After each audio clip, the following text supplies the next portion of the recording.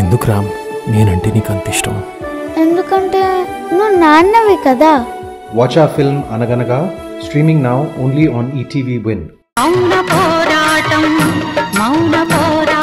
కానీ ఎందుకు మాట్లాడలేకపోతున్నాడు? Car accident జరిగింది, తలకు చాలా బలమైన గాయం తగిలింది.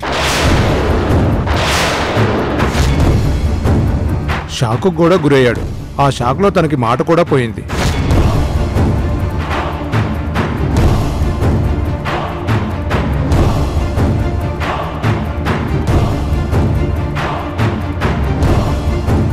ఏంటి డాక్టర్ మీరు అనేది? అవును ద్వారకా గారు, తను ఇప్పుడు ఎవరిని గుర్తుపట్టలేడు.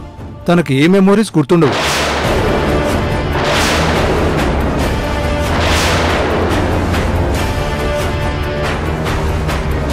మరి తను కోలుకోవడానికి ఎంత టైం పడుతుంది? నెల పట్టొచ్చు, 2 నెలలు పట్టొచ్చు, కన్ఫామ్గా చెప్పలేం. రికవరీ అయ్యేదాకా ట్రీట్మెంట్కి చాలా డబ్బు ఖర్చు అవుతుంది. అంత డబ్బు వీళ్ళు కట్టుకోగలరో లేదో అసలేం తెలియట్లేదు.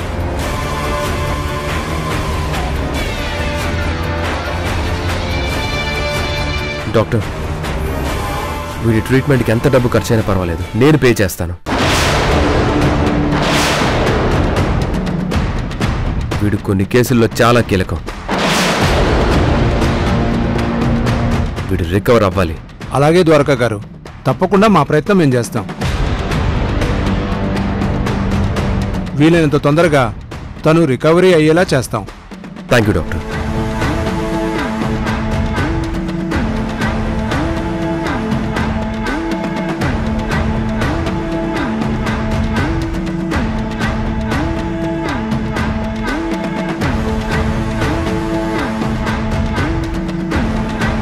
వీడిని పట్టుకోగలిగితే నిజాలన్నీ తెలుస్తాయనుకుంటే వీడు మాట్లాడలేని పరిస్థితుల్లో ఉండడం వెరీ బ్యాడ్.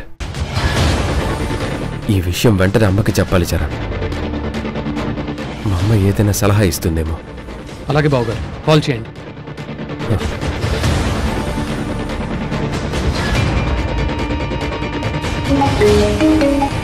హలో ద్వారకా, వాడు దొరికాడా? నిజాలు తెలుసాయా? అమ్మా, వాడెక్కడున్నాడో తెలుసుకొని వచ్చాం, కానీ వాడిప్పుడు మాట్లాడలేని పరిస్థితిలో ఉన్నాడు. ఏంటి ద్వారకా నువ్వు అనేది? కార్ యాక్సిడెంట్ వల్ల వాడి తలకు బలమైన గాయం అయింది. ఆ షాక్లో వాడి మాట కూడా పోయింది. వాడు రికవర్ అయ్యి మెమరీస్ వాడు గుర్తు తెచ్చుకొని మాట్లాడితే కానీ ఈ కుట్రల వెనుకున్న సూత్రధారులు ఎవరో తెలీదు. వాడికి ట్రీట్మెంట్ చేయిద్దాం ద్వారకా. వాడి నుంచి నిజాలు రాబడితేనే ఇక ముందు జరగబోయే అనర్థాలను, వాళ్ల కుట్రల్ని ఆపగలం. వాళ్ళకి శిక్ష పడేలా చేసి జానకి కుటుంబాన్ని కాపాడగలం. డబ్బు ఎంత ఖర్చైనా పర్వాలేదు, ట్రీట్మెంట్ చేయిస్తామన్నానమ్మా. అదే డాక్టర్తో చెప్పాను కూడా.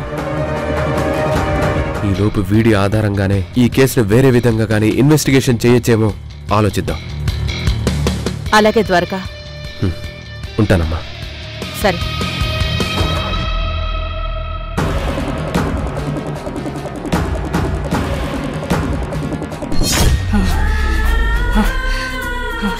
ఆ మెకానిక్ గాడు ఎప్పటికీ మాట్లాడలేడు. వాడు యాక్సిడెంట్ కి గురయ్యేలా చేసింది నేనే.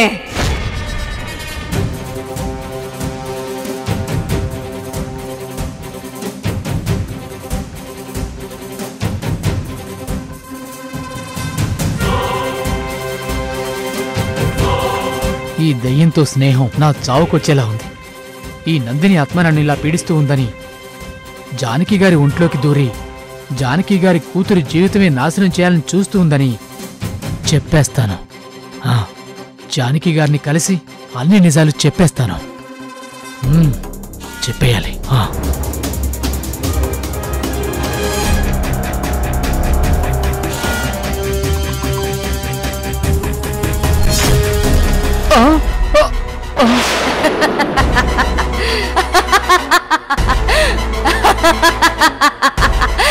ఎక్కడికి రా బయలుదేరావు? అది నేను రైల్వే స్టేషన్కి బయలుదేరాను. మా మావయ్య గోదావరి ఎక్స్ప్రెస్కి వస్తున్నారు, వెళ్ళి పికప్ చేసుకోవాలి. ఈ టైంలో గోదావరి రాదు కదరా. దెయ్యాలకి రైల్వే టైమింగ్ కూడా తెలుసా? నువ్వు ఆడే అబద్ధాలు కూడా తెలుసురా. నా గురించి జానకి గారికి చెప్తావా? అయితే నాకిచ్చిన మాట తప్పుతావా?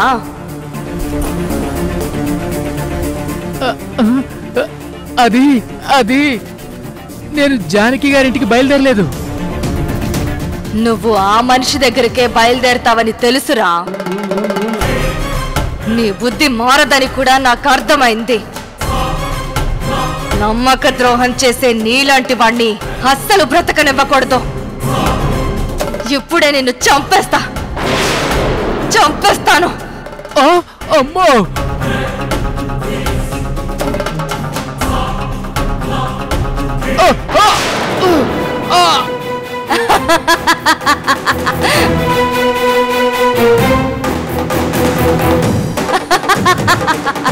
చచ్చాడు.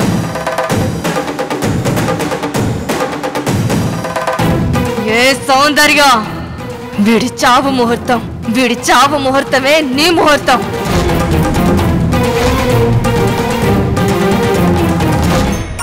అరే ద్వారకా, నువ్వు ఆ దుర్గా కలిసి డబ్బుతో వాడికి ప్రాణం పోసి వాడి జ్ఞాపకాలు వాడికి తిరిగొచ్చేలా మాటొచ్చేలా చేస్తే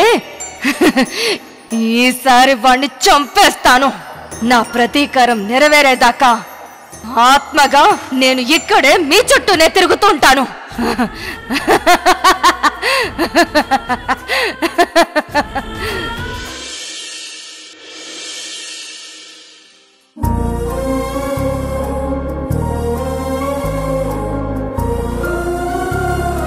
చరణ్, ఇందాకే నీకు కాల్ చేశాను, తర్వాత కాల్ చేస్తానని కట్ చేశావు. వెళ్ళిన పని ఏమేం చరణ్? ఆ క్రిమినల్ దొరికాడా? పట్టుకున్నారా? వాడెక్కడున్నాడో తెలివిగా తెలుసుకుని నేను ద్వారకా బావా అక్కడికి వెళ్ళాం. కానీ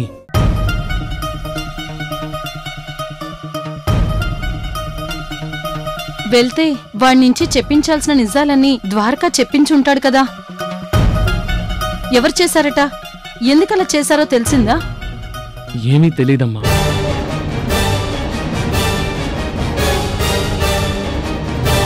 అదేంట్రా? చరణ్, నిజాలు తెలిసాయా? చెప్పు బాబు. మాట్లాడవేంటి చరణ్, సమాధానం చెప్పు. మేమెవరినైతే అనుమానించామో వాడి దగ్గరికి వెళ్ళాం. కానీ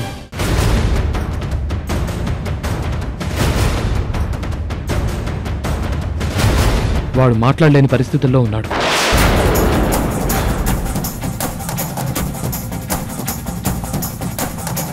వాడికి హాస్పిటల్లో ట్రీట్మెంట్ జరుగుతోంది.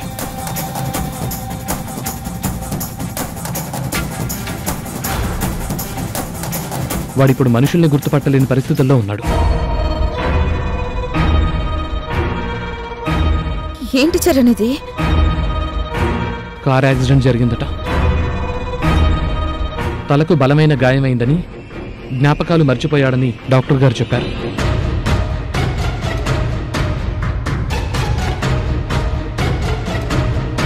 వాడి నుంచి నిజాలు తెలిసే అవకాశం ఉందని నువ్వు చెప్పగానే మన కుటుంబం మీద ప్రతీకారంతో ఉన్న ఆ శత్రువు ఎవరో తెలిసిపోతుందని నేను అనుకున్నాను. అవకాశం చేతికి అందినట్టే అంది చేజారిపోయినట్టు అనిపిస్తోంది సౌందర్య. వాడు మామూలు మనిషి. వాడికి జ్ఞాపకాలు గుర్తొస్తేనే వాడి నుంచి మనం ఏ నిజాలైనా రాబట్టగలం.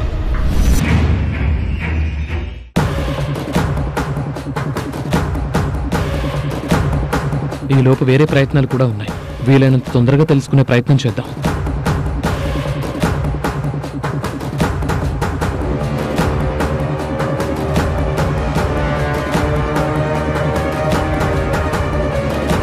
అన్నయ్య గారు, కేసు విచారణలో ద్వారక ఒక అడుగైతే ముందుకేశాడు.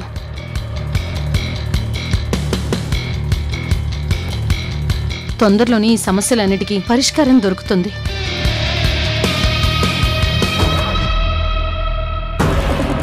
అందరం ధైర్యంగా ఉందాం.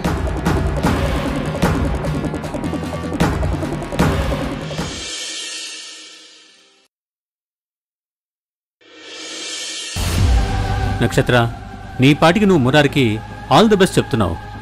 బాక్సింగ్ టోర్నమెంట్లో మురారి విన్నవ్వాలని కోరుకుంటూ చాలా ఎంకరేజ్ చేస్తున్నావు. వంట చేయడం రాని నువ్వు చేతులు కాల్చుకుని వంట చేయడమేంటో, ఎలాంటి భక్తి లేని నువ్వు ఉపవాసాలుండి పూజలు జరిపించి రావడమేంటో అసలు నాకేం అర్థం కావట్లేదమ్మా. నువ్వు మరీ ఇంత సుగుణాల రాశిలో నటిస్తూ పోతే నిజంగానే మురారిని నువ్వు ప్రేమించేస్తావు. అప్పుడు నీకు మురారి మీద పగ తీర్చుకోవాలన్న ఆశ కూడా నీ మనసులోంచి డిలీట్ అయిపోతుంది. ఇదిగో నక్షత్ర, ఒకే పని 21 రోజులు క్రమం తప్పకుండా చేస్తే అది బాడీకి బ్రెయిన్కి అలవాటైపోతుంది. మంచైనా చెడైనా మార్పు వచ్చేస్తుంది.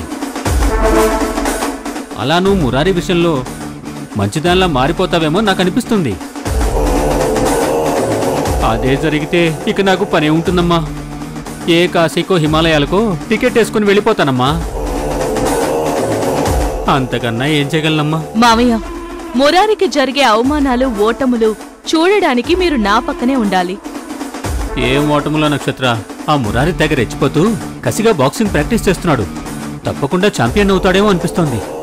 మావయ్య, మురారి సక్సెస్ అవుతాడని నాతో మాట్లాడకండి. మురారి ఛాంపియన్ గా కాదు, చిత్తుగా ఓడిపోయి వస్తాడు. వాడికి జరిగే అవమానంతో జీవితంలో ఎప్పటికీ మళ్ళీ బాక్సింగ్ జోలికి వెళ్లకుండా చేస్తాను. ఆ దుర్గ కుమిలిపోవడం మీరు కల్లారా చూస్తారు. మా అమ్మను చంపిన మురారిని నేనంత ఈజీగా ఎలా వదిలేస్తాను మావయ్య? అంటే మంచిదానిలో మురారిని ఎంకరేజ్ చేస్తూ నమ్మిస్తూ గొంతుకొస్తావన్నమాట. కానీ నువ్వేం చేసినా జాగ్రత్త నక్షత్ర. ఎందుకంటే చాలా అవకాశాలు తీసుకున్నావు. ఈసారి నువ్వు మళ్ళీ ఇలాంటి ప్లాన్తో ఉన్నావని మురారికి గనక అనుమానం వస్తే ఇక నెల రోజులు వారం రోజులు టైం ఇవ్వడాలుండవు. అమ్మా, మన ఇంటి ముందు టెంట్ వేసే పరిస్థితి ఉండదమ్మా. మనల్ని ఈసారి గెంటేయడం కూడా కాదని మనల్ని అరెస్ట్ చేయించి లోపల ఇంచేస్తాడు. అలాంటి పరిస్థితి తీసుకురాకమ్మా. రానివ్వను మావయ్య, నేను చూసుకుంటాను కదా.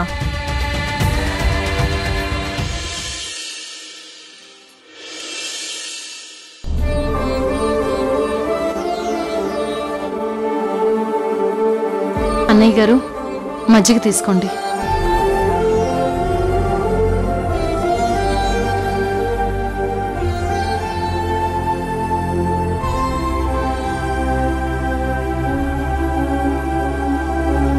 ఇంకో గ్లాస్ మజ్జిగ తీసుకుని రమ్మంటారా?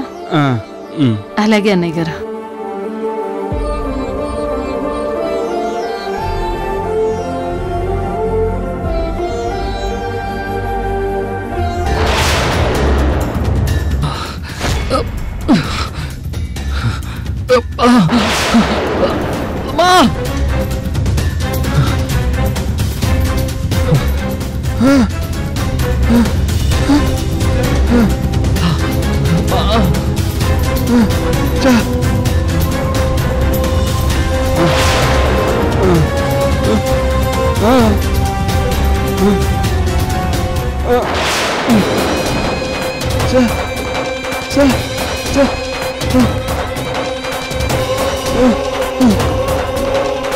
చరణ్, చరణ్, చరణ్, ఏమైందిరా?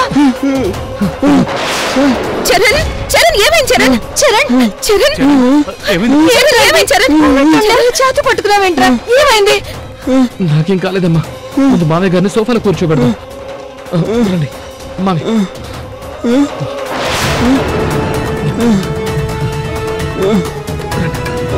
కూర్చోండి.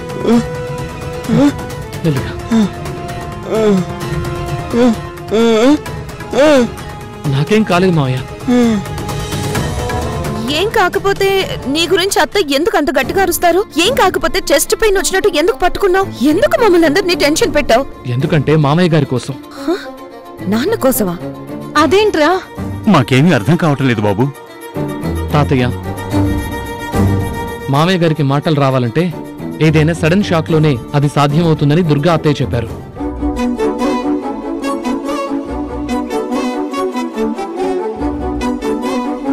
అందుకే నాకు పెయిన్ వచ్చినట్టు నటించాను.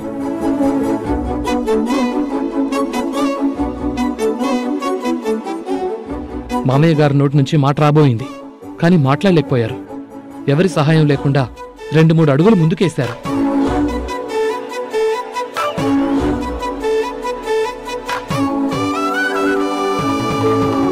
అంటే మామయ్య గారు త్వరలోనే నడవగలరని అర్థమవుతుంది కదా. అన్నయ్య గారికి మాటొచ్చి నడవగలిగితే అది నిజంగా పండగ రోజు కంటే ఎక్కువ.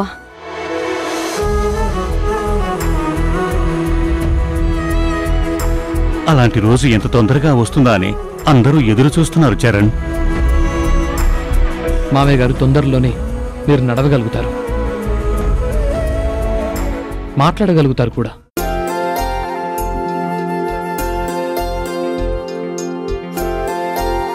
రోజులన్నీ ఇలానే ఉండవు. తొందరలోనే పరిస్థితులన్నీ చక్కబడతాయి. తొందరలోనే సౌందర్య శుభవార్త చెప్తుంది.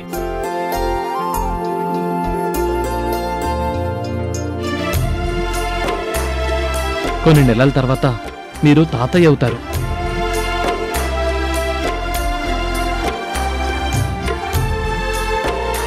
అప్పుడు మీ మనవరాలతోనో మనవడితోనో ఆడుకోవాలి, మాట్లాడాలి.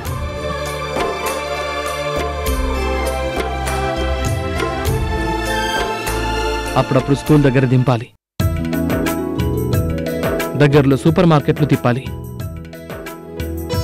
ఇవన్నీ అనుభవించాలంటే మీరు వెంటనే కోలుకోవాలి మామయ్య గారు. చరణ్, నా కొడుకు గురించి నువ్వు ఇంతగా ఆలోచించావంటే నువ్వు చాలా గొప్పవాడివయ్యా. నీలాంటి అల్లుడు దొరకటం మా జానకి అదృష్టం, మా కళ్యాణ్ అదృష్టం, ముఖ్యంగా నా మనవరాలి అదృష్టం. ఇంత గొప్ప కుటుంబం నాకు దొరకటం నా అదృష్టం తాతయ్య. తొందరలోనే మామయ్య గారికి మాట నడక వచ్చేలా చేద్దాం. అలాగే చరణ్, కానీ మళ్ళీ మళ్ళీ ఇలాంటి షాక్లు ఇవ్వకు. ఇలాంటి షాక్ ట్రీట్మెంట్లు ఏమైనా ఉంటే ముందే మాతో చెప్పు, అర్థమైందా?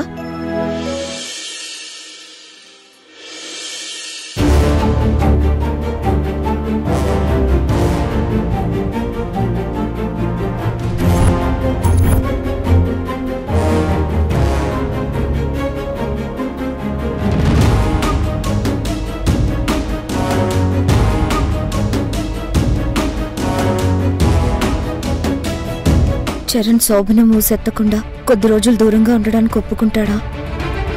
తనతో మాట్లాడమని అత్తయ్యకు చెప్పాను కనుక అత్తయ్య తప్పకుండా మాట్లాడతారు. చరణ్ అర్థం చేసుకుంటే చాలు. అమ్మా సౌందర్య, ఏంటి తాతయ్య, ఏం కావాలి? నాకైనా జానకికైనా మాట కరువైన మీ నాన్నకైనా కావాల్సిందే ఉందమ్మా. నువ్వు చరణ్ సంతోషంగా ఉండటం, మీ కాపురం హాయిగా సాగిపోవటం, అంతే కదమ్మా. ఈ కుటుంబాన్ని ఎన్నో ఆపదల నుంచి మీ పెద్దమ్మ బయటపడేసిన తరువాత జరిగిన మొదటి శుభకార్యం నీ పెళ్ళమ్మా. అలాంటి నీ పెళ్లితో ఈ ఇంటికే కొత్త వెలుగు రావాలమ్మా. కాని నువ్వు అలాంటి సంతోషాన్ని మాకు దక్కనివ్వకుండా చెయ్యాలని చూస్తున్నావమ్మా. చరణ్ని దూరం పెట్టాలని చూస్తున్నావమ్మా. తాతయ్య, ఏంటమ్మా నువ్వేమనుకుంటున్నావో? ఈ తాతయ్యకెలా తెలిసిందా అని ఆశ్చర్యపోతున్నావా? నువ్వు పార్వతితో మాట్లాడటం నేను విన్నానమ్మా. జీవితంలో మనం ఊహించని కొన్ని చెడు సంఘటనలు జరిగినంత మాత్రాన సంతోషాలు దూరం చేసుకోవాలా? నువ్వు చరణ్ ప్రేమించుకొని పెద్దల సమక్షంలో పెళ్లి చేసుకున్నారు. మరి ఈ పెద్దవాళ్ల ఆశలు నెరవేర్చాల్సిన బాధ్యత మీ మీదే ఉంటుంది కదా. మీ కాపురం హాయిగా సాగిపోతూ తొందరలోనే మాకు ముని మనవన్నో ముని మనవరాలనో ఇస్తారని నేను ఆశపడుతున్నానమ్మా. తాతయ్య, మా మీద మీరు పెట్టుకున్న ఆశలు నెరవేర్చాలనుంది. మిమ్మల్ని ఎవరిని బాధ పెట్టకూడదన్న ఆలోచన కూడా నాకుంది. కానీ భయం వేస్తుంది తాతయ్య. నా పెళ్లి ముహూర్తాలు పెట్టిన దగ్గర నుంచి ఏదో ఒక చెడు జరుగుతూనే ఉంది.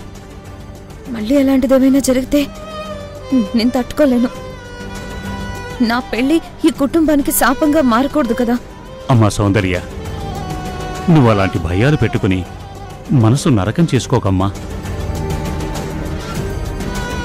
మన సంతోషాన్ని చూసి ఓర్వలేని వాళ్ళందరికీ శిక్ష పడి జైల్లో ఉన్నారమ్మా. తెలిసి మనం ఎవ్వరికీ అన్యాయం చేయలేదు. అలాంటి మనకు ఇక ముందు ఎవరి వల్ల ఏ హాని జరగదు. నీ మనసులోంచి అలాంటి భయాలన్నీ తీసేసి నీ జీవితం గురించి, చరణ్తో కాపురం గురించి ప్రశాంతంగా ఆలోచించమ్మా.